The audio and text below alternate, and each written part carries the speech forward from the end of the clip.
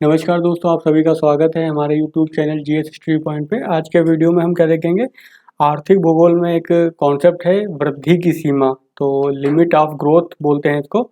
तो इस वृद्धि की सीमा का मतलब क्या है? वृद्धि की सीमा का मतलब यह है कि आर्थिक वृद्धि है, उसकी एक सीमा है, एक सीमा के बाद आर्थिक वृद्धि जो है रुक जाएगी। ऐसा जो है इन विद्वानों के द्वारा कहा गया था। तो हम देखेंगे कि कौन विद्वान है जिन्होंने ये संकल्पना प्रस्तुत की थी। तो वृद्धि की सीमा से मतलब क्या है? वृद्धि की सीमा से अभिप्राय है आर्थिक वृद्धि। ठीक है, तो आर्थिक वृद्धि से संबंधित है वृद्धि की सीमा। लिमिट टू ग्रोथ बोलते हैं इसको। 1972 में जो है एक रिपोर्ट आई जिसका शीर्षक क्या था? लिमिट टू ग्रोथ था। ठीक है, यानी कि वृद्धि की सीमा। यह किसने लेके आया था? डीएच मिडो है एक, और दूसरे हैं डीएल मिडो। इनके द्वारा यह जो है संकल्पना प्रस्तुत की गई, अतः इसे मिडो रिपोर्ट नाम से भी जाना जाता है। यानी रिपोर्ट कौन प्रस्तुत किया था? डीएल मिडो एक विद्वान है, दूसरे हैं डीएच मिडो, और इनके दो स्टूडेंट हैं। एक का नाम है जे रैंडर्स है, दूसरा क्या है? डब्ल्यू डब्ल्यू बेहरहन है। ये क्या है? इनके स्टूडेंट थे। इन विद्वानों ने क्या है? अपना एक समूह बनाया। इन विद्वानों ने मिलकर अपना समूह बनाया जिसका नाम क्या रखा? इन्होंने क्लब ऑफ रोम रखा। ठीक है, तो क्लब ऑफ रोम जो है ये इन विद्वानों का एक समूह है। और इसमें इन्होंने क्या किया? इन्होंने जो है कंप्यूटर पर जो है कुछ इनपुट यानी कुछ आंकड़े ले करके उसकी मॉडलिंग की और निष्कर्ष निकाला कि वृद्धि जो होती है, वृद्धि की क्या है? सीमा है। यानी एक वृद्धि की सीमा का मतलब यहाँ पे आर्थिक गतिविधि की बात हो रही है, आर्थिक विकास की ये क्या है कि सीमा है, लिमिट टू ग्रोथ है। इन्होंने जो है 5 कारकों को आधार माना है, यानी कि वृद्धि की सीमा है, इसके लिए जो इन्होंने 5 कारक माने हैं जिनके आधार पर बताया कि वृद्धि की क्या है? सीमा है। पहला जो आधार इन्होंने माना क्या है? जनसंख्या वृद्धि। तो जनसंख्या आपको पता है, जनसंख्या जो है एक्सपोनेंशियल ग्रोथ से बढ़ती है, यानी कि बीज गति स्पीड से बढ़ती है, गति से बढ़ती है। यानी 1 होगा, फिर 2, फिर 4, फिर 8, 16 ऐसे बढ़ती है ना, एक्सपोनेंशियल ग्रोथ होती है इसमें, जनसंख्या वृद्धि में। तो इससे क्या होगा? जैसे जैसे जनसंख्या बढ़ेगी तो क्या होगी? उसकी जो डिमांड है वो भी बढ़ेगी, यानी कि जो संसाधनों की खपत है वो क्या होगी? तेजी से समय के साथ बढ़ेगी।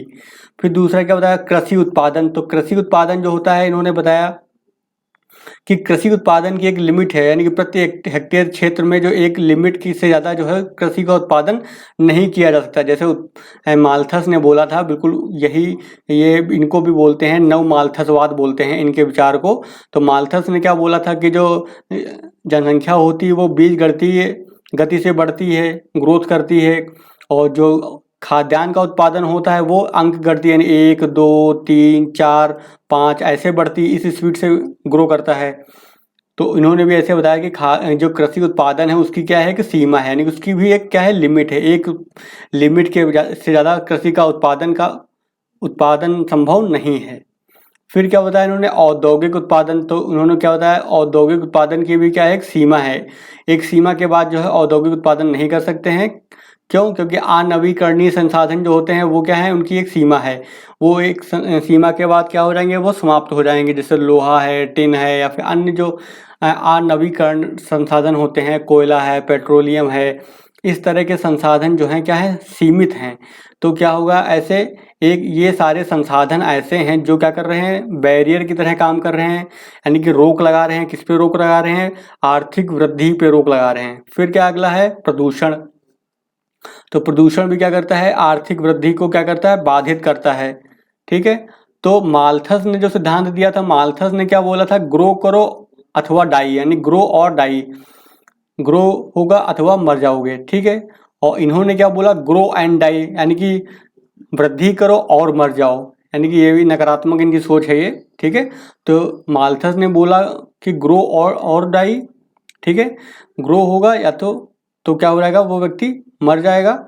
और ग्रो एंड डाई ये वृद्धि करो और मर जाओ। तो माल्थस का आपको याद होगा, उन्होंने बताया था क्या कि जनसंख्या इतनी तेजी से बढ़ जाएगी कि खाद्यान्न जो है वो कम पड़ जाएगा, तो लोग क्या हो जाएंगे? मर जाएंगे, मरना स्टार्ट कर देंगे। तो इन्होंने बोला कि माल्थस का क्या जाएगा? ग्रो और का मतलब यहाँ पे होगा अथवा।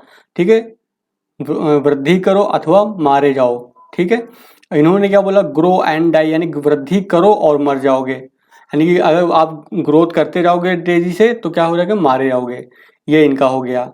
फिर क्या लिमिट का इन्होंने जो कारण बताया, हम देखते हैं कि इन्होंने जो आधार बताए हैं क्यों ऐसा होगा, यानी कि वृद्धि की सीमा है तो उसका कारण क्या है, यानी कि जो वृद्धि की सीमा है उसका कारण क्या है। तो पहला इन्होंने बताया कि resources are not present everywhere, तो यानी जो संसाधन है वो सर्वत्र समान रूप से अब उपलब्ध नहीं है। इसको आप हिंदी में भी लिख सकते हैं, जो संसाधन है वो सर्वत्र उपलब्ध नहीं है। फिर दूसरा क्या हो जाएगा, resources are not for ever, जो संसाधन है वो हमेशा के लिए नहीं है। जैसे इन्होंने क्या बताया, अनुमान लगाया कि 2040 में क्या है, खनिज तेल जो है वो क्या हो जाएंगे, खत्म हो जाएगा। 2060 में क्या प्राकृतिक गैस है वो खत्म हो जाएगी। 2100 के अंत तक यानी कि क्या हो जाएगा, कोयला खत्म हो जाएगा। तो बताया इन्होंने कि जो रिसोर्सेज हैं वो हमेशा के लिए नहीं है, सदैव के लिए नहीं है वो। फिर अगला देख लेते हैं, अगला कारण क्या बताया इन्होंने कि वृद्धि का जो रोक है उसकी सीमा है, उसका कारण ये है कि संसाधन के उपयोग क्या क्या होता है, दुष्प्रभाव, यानी कि जो हम संसाधन यूज करते हैं उसका क्या है, दुष्प्रभाव, यानी क्या पड़ता है मानव पर। तो विश्व की जो 5 प्रमुख प्रदूषण समस्याएं यानी कि जो प्रदूषण की समस्याएं हैं विश्व की, वो संसाधनों के उपयोग का ही दुष्प्रभाव इन्होंने बताया। पहला जैसे बताया ग्लोबल वार्मिंग हो रही है, तो ग्लोबल वार्मिंग इसलिए हो रही है क्योंकि जो है हम लोगों ने पेट्रोलियम प्रोडक्ट्स को जला करके CO2 को जो है बहुत ज़्यादा मात्रा में वायुमंडल में छोड़ा है, जिसकी वजह से क्या हो रहा है, ग्लोबल वार्मिंग हो रही है। फिर दूसरा बोला इन्होंने ओजोन क्षरण, तो ओजोन जो क्षरण हो रहा है वो भी मानवीय गतिविधियों से ही तो हुआ है, CFC गैस के कारण हुआ है। ठीक है। फिर मृदा अपरदन, तो मृदा अपरदन भी जो है मानवीय जो गतिविधियां हैं, मानव ने इतना ज़्यादा फर्टिलाइजेशन का इस्तेमाल किया है, जितना ज़्यादा ओवर इरीगेशन करते हैं, यानी कि बहुत ज़्यादा मात्रा में जो है सिंचाई कर देते हैं, जिससे वहाँ की जो मृदा हो जाती है कैसी हो जाती है, वो बंजर हो जाती है। तो ये भी क्या है, इससे क्या हमारे संसाधन क्या हो रहे हैं, खराब हो रहे हैं, ये यानी कि प्रदूषण की समस्या बन जा रही है हमारे लिए। फिर जैव विविधता में ह्रास, तो आपको पता ही है कि बायोडाइवर्सिटी में भी क्या हो रही है, कमी आई जा रही है।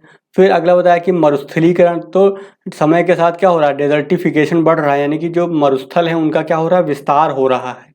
तो ये सारी समस्याएं किससे जुड़ी हुई हैं, सारी समस्याएं जो है प्रदूषण से जुड़ी हुई हैं, सीधा सीधा संबंध रखती हैं। अब इतनी सारी बातें जब इन्होंने मीडोज ने बताई, रिपोर्ट आई जब इनकी, तो अमेरिका के राष्ट्रपति ने जो है इसकी वास्तविकता जानने के लिए जो है एक टीम का गठन किया कि जो ये बता रहे हैं विद्वान, क्या ये सही है, क्या आगे चल करके हमारी जो वृद्धि है, ग्रोथ है, उसकी क्या लिमिट है, क्या हम उसके आगे ग्रोथ नहीं कर पाएंगे। तो इसके लिए क्या इन्होंने किया, अमेरिका के जो राष्ट्रपति थे वहाँ के तत्कालीन, उन्होंने क्या किया, वास्तविकता यानी इस रिपोर्ट की जो मीडो रिपोर्ट है उसकी वास्तविकता का पता लगाने के लिए एक टीम का गठन किया, जिन्होंने एक लेख प्रस्तुत किया। नहीं, इस टीम ने जो है अपना अध्ययन रिसर्च किया और उसके बाद टीम ने जो है क्या एक लेख यानी प्रस्तुत किया और बताया क्या इन्होंने, आवर रिसोर्सफुल अर्थ, यानी उसका शीर्षक क्या था, आवर रिसोर्सफुल अर्थ। इसमें क्या बताया, कहा अभी तक हमने जो है केवल 29% जो है संसाधनों का ही दोहन किया, यानी जो प्रकृति के द्वारा जो प्राप्त संसाधन है उसका केवल 29% जो है हमने मानव ने यानी कि अभी इस्तेमाल किया है। और विद्यमान संसाधन जो हैं की सीमा जो है वैज्ञानिक मानव की टेक्नोलॉजी तथा आर्थिक नियंत्रण द्वारा निर्धारित होती है, ना कि प्रकृति के द्वारा। इन्होंने, इनका ये मानना था, इनकी टीम ने ये बताया कि जो भी संसाधन होते हैं वो संसाधन तो वैज्ञानिक मानव जो होता है उसकी टेक्नोलॉजी पे डिपेंड करते हैं। एक समय ऐसा था जब पेट्रोलियम प्रोडक्ट्स तो थे लेकिन वो हमारे लिए संसाधन नहीं थे, क्यों, क्योंकि उस टाइम पे इंजन नहीं बने थे। जब इंजन नहीं बनेंगे तो जाहिर सी बात है उस संसाधन का कोई उपयोग नहीं कर पाएगा। इसलिए इनका मानना यह है कि जो वैज्ञानिक मानव है उसकी टेक्नोलॉजी ही संसाधन को महत्व देती है। ये कोई भी वस्तु, जो कोई पदार्थ वो संसाधन के रूप में है या नहीं है, ये कौन साबित करेगा, ये तो वैज्ञानिक मानव साबित करेगा कि इसका हम इस्तेमाल किस रूप में कर सकते हैं, इसका इस्तेमाल। ठीक है। तो इन्होंने सबसे पहले ये बताया कि ये सब जो बातें इन्होंने बताई हैं मीडोस रिपोर्ट में, ऐसा कुछ नहीं होने वाला, कोई वृद्धि की सीमा नहीं होगी, क्योंकि हमने जो है पृथ्वी के जो संसाधन हैं उपलब्ध उनका भी केवल बहुत ही छोटा हिस्सा 29% ही संसाधनों का दोहन किया हुआ है। इसके साथ ही जो है मानव जो क्या है, कैसा मानव है, जिज्ञासु है, और प्लस उस समय के साथ क्या है, वो संसाधनों को, नए नए संसाधनों को ढूंढ लेता है, उनको अपने काम में लाता है। तो यानी कि टेक्नोलॉजी का विकास से जो है नए संसाधन वो उत्पन्न कर सकता है। जैसे एग्जाम्पल की बात करते हैं, मान लो हम भारत का एग्जाम्पल लेते हैं, तो भारत के जो केरल के तट पे जो मोनोजाइट एक बालू पाई जाती है उसमें क्या मिलता है, थोरियम मिलता है। तो वर्तमान समय में क्या है, हमारे पास ऐसी कोई टेक्नोलॉजी नहीं है जिससे हम थोरियम को इस्तेमाल कर पाएँ किसमें, एनर्जी, न्यूक्लियर एनर्जी को प्रोड्यूस करने में। लेकिन क्या है, उसमें शोध कर चल रहा है, रिसर्च चल रहे हैं, और जो है थोड़ा लेवल यानी छोटे स्तर पे हमने इसमें सफलता भी पाई है कि हम थोरियम से जो है न्यूक्लियर पावर को जनरेट कर सकते हैं। जैसे जैसे टेक्नोलॉजी बढ़ेगी तो एक नया सोर्स ऑफ एनर्जी हमको मिल जाएगा। इसी तरह क्या है, अभी जो हम क्या है न्यूक्लियर फ्यूज़न पे काम कर रहे हैं। विश्व के जो प्रमुख जो विद्वान लोग, साइंटिस्ट लोग जो हैं, वो क्या है न्यूक्लियर फ्यूज़न पे काम कर रहे हैं। अगर भविष्य में अगर न्यूक्लियर फ्यूज़न पे जो हमारी टेक्नोलॉजी डेवलप हो जाती है, ठीक है, तो उससे क्या होगा, हमें नए वैकल्पिक ऊर्जा के स्रोत मिल जाएंगे। तो संसाधन तो होते नहीं है, संसाधन तो बनाए जाते हैं। यानी कि मानव जो होता है अपनी मानवीय बौद्धिकता के द्वारा जो है नई तकनीकी का विकास करता है और जो है नए संसाधनों की क्या करता है, वो खोज करता है। ठीक है, तो संसाधन को ये अगर ये कहे कि आज संसाधन है ख़त्म हो जाएंगे, आगे आने वाला समय जो होगा वो अंधकारमय होगा, तो वो तो जो है मतलब निराशावादी बातें कर रहा है वो। क्योंकि मानव कैसा है, हमेशा खोजी प्रवृत्ति का मानव है वो। अगर एक संसाधन खत्म हो जाएगा तो क्या करेगा, वो दूसरा संसाधन सर्च कर लेगा। जैसे आप देखते हैं, ऊर्जा की बात कर लेते हैं, तो ऊर्जा में क्या है, कोयले क्या है, कोयले के निश्चित भंडार हैं, पेट्रोलियम के निश्चित भंडार हैं, गैस के निश्चित भंडार हैं। तो ऐसे में मानव ने क्या किया, नई जो है खोजें की। उसने क्या किया, पवन ऊर्जा का इस्तेमाल डेवलप किया, टेक्नोलॉजी की डेवलप की। सौर ऊर्जा यानी कि सोलर टेक्नोलॉजी का इस्तेमाल किया उसने, नया विकास कर रहा है, विकास के चरण में है। ऐसे ही क्या न्यूक्लियर एनर्जी विकसित की है उसने। फिर क्या है, जो जल ऊर्जा है उसका इस्तेमाल किया, सागरीय तरंगों से ऊर्जा निकालने की उसको मतलब अपने काम में लाने पे काम चल रहा है। ऐसे क्या भूतापीय ऊर्जा हो गई, ज्वारीय ऊर्जा हो गई। तो बहुत सारे उदाहरण हैं जहाँ पर क्या है, मानव अपनी ऊर्जा की आवश्यकता को पूरी करने के लिए नए नए जो है तकनीकी विकास कर रहा है और उसको अधिक दक्ष बनाने का प्रयास कर रहा है। तो ये तो अगर कोई कहे कि भविष्य में जो है सारे संसाधन खत्म हो जाएंगे और जो है मानव विकास रुक जाएगा, तो ये तो एक निराशाजनक विचारधारा हुई। क्योंकि मानव जो है ऐसे रुकने वाला नहीं है। वो क्या है, नित्य प्रतिदिन नई टेक्नोलॉजी का विकास करके अपनी आवश्यकताओं को क्या करेगा, पूर्ति करता रहेगा। फिर क्या है, मिडोस ने जो है पुनः 1993 में जो अपना एक लेख पुनः लिखा। और क्या बताया इन्होंने, इसमें क्या लिखा, बियॉन्ड द लिमिट। यानी कि इन्होंने जो इस पर एक लेख लिखा, उसका नाम क्या था, बियॉन्ड द लिमिट्स। फिर 2004 में फिर जो है रिपोर्ट आई कि limit to growth, the 30 year of updates. तो इन्होंने हमेशा ये बताने का प्रयास किया है कि अब तक मानव ने क्या किया है।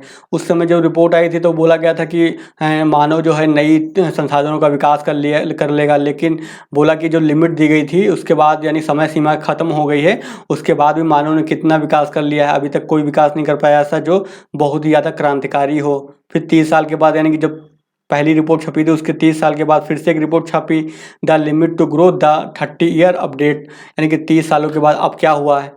तो ऐसा कोई बहुत बड़ा ऊर्जा का स्रोत या फिर ऐसी कोई बहुत बड़ी क्रांतिकारी जो है टेक्नोलॉजी में परिवर्तन नहीं हो गया है। इनका मानना बस यही था कि भाई बस देख लो कि तुम्हारी आर्थिक वृद्धि जो है रुक जाएगी, क्योंकि जो है जो संसाधन है वो क्या है, सीमित हैं। तो ये हमेशा कैसे रहे, ये निराशावादी रहे। ठीक है, तो ये रहा वृद्धि की सीमा। इस पे शॉर्ट नोट पूछा जा सकता है, तो आप इसको तैयार कर लीजिएगा। आई होप आपको अच्छे से समझ में आ गया होगा कि वृद्धि की सीमा क्या होती है।